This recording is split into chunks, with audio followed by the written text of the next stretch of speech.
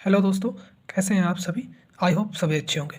तो आज का हमारा टॉपिक है कि एनओएनसी क्या होता है, और उसमें इसी टॉपिक में हम समझेंगे कि एनओएनसी को हम बिना मल्टीमीटर के और नंबर के थ्रू कैसे पहचानें। अगर हमारे पास मल्टीमीटर नहीं है तो हम कैसे पता लगा सकते हैं, उसके नंबर्स लिखे रहते हैं उनके थ्रू कि ये हमारा कॉन्टैक्ट एनओ है या एनसी है।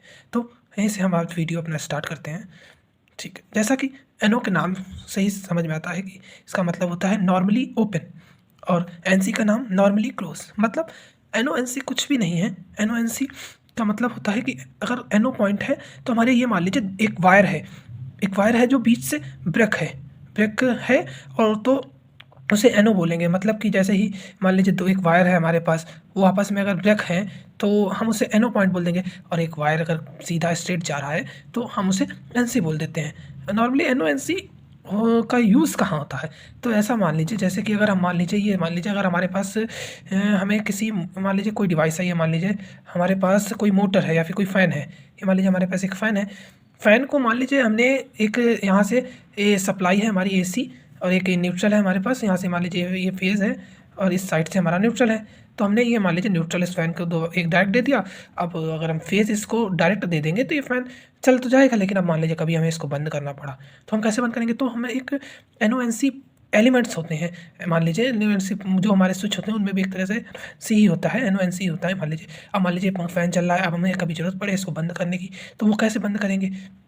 तो हम यहीं पर क्या करते हैं, एक एनओएनसी एलिमेंट लगा देते हैं। मान लीजिए इस फैन को हमें बंद करना है तो हम क्या करेंगे, यहाँ पे एक हम एनसी कॉन्टैक्ट लगा देंगे। क्या लगा देंगे, एक एनसी लगा देंगे। एनसी करेगा क्या, अब जैसे ही एनसी को हम दबा देंगे, अभी तो लगा हुआ है, मतलब ये एनसी का मतलब ये नॉर्मली कनेक्टेड, नॉर्मली कुछ नहीं है तो एनसी कनेक्टेड है। तो जब जैसे ही हम इसको अब हमें फ़ैन बंद करना है तो हम क्या करेंगे, एनसी को दबा देंगे।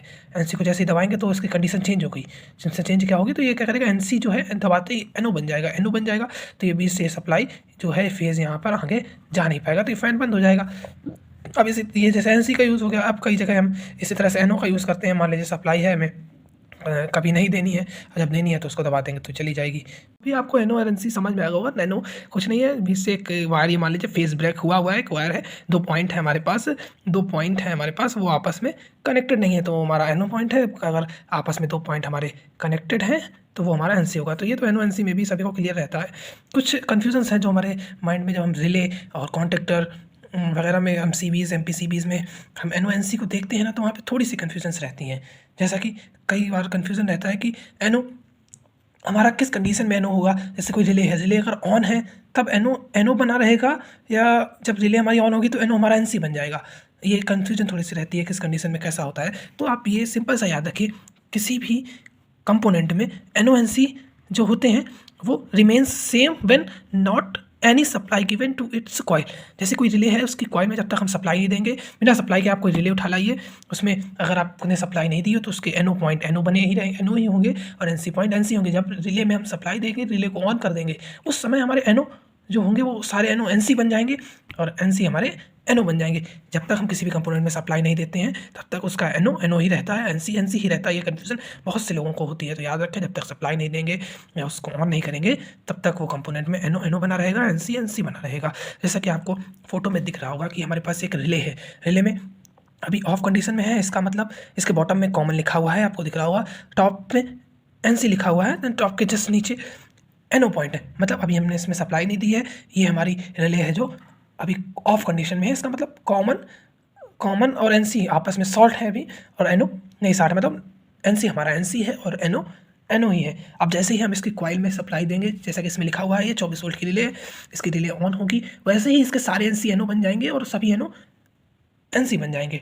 अब इसी तरह से ये देखिए, जैसे कि आपको एक एमपीसीबी दिख रही है, एमपीसीबी अभी ऑफ कंडीशन में है इस समय। हमारे जो ऊपर के दो पॉइंट हैं, ये ऊपर के दो पॉइंट आपको एक और दो दिख रहे हैं, वो हमारे एनसी हैं, तो ये भी एनसी होंगे। दूसरे दो पॉइंट 3 और 4 हमारे एनो हैं, तो वो एनो ही रहेंगे।